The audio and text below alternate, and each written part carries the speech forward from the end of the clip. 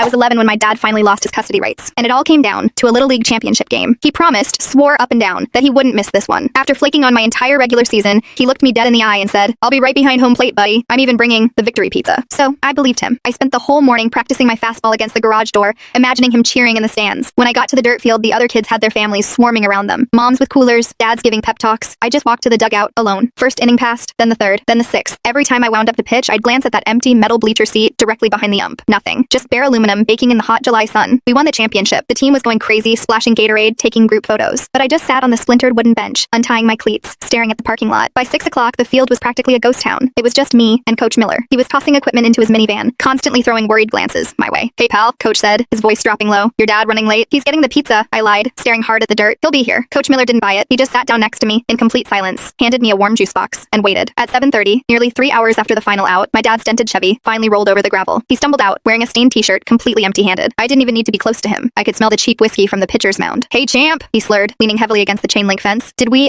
win?" Coach Miller stood up, blocking my dad's view of me. The look of absolute disgust on my coach's face, I will never forget it. "He's 11 years old, Richard," Coach Miller said, his voice shaking with anger. "You left him alone at a public park for 4 hours." My dad just waved him off, laughing like it was a joke. "Relax, man. Kids need to build character." He didn't apologize. He didn't even ask how I played. The very next morning, Coach Miller made the call to Child Protective Services. Turns out, once they started digging, they found out a lot more. The empty fridge, the nights I spent locked out, the piles of empty bottles. I tried to cover for him. I really did. But you can only lie so much. The judge gave custody to my grandmother in Ohio. Dad got supervised visits once a month, but just like my baseball games, he never showed up. He told the judge the drive was just too long. It's been 5 years since that summer. I'm 16 now, pitching varsity for my high school out in Columbus. My grandma, well, she doesn't know the first thing about baseball. She cheers at the completely wrong times and always calls the umpire a referee. But you know what? She's always there. Every single game. She's sitting right behind home plate, holding a thermos of hot cocoa and wearing a giant foam finger. When I look up at the bleachers now, I don't see an empty aluminum seat anymore. I see family. And honestly, that's worth a whole lot more than a victory pizza.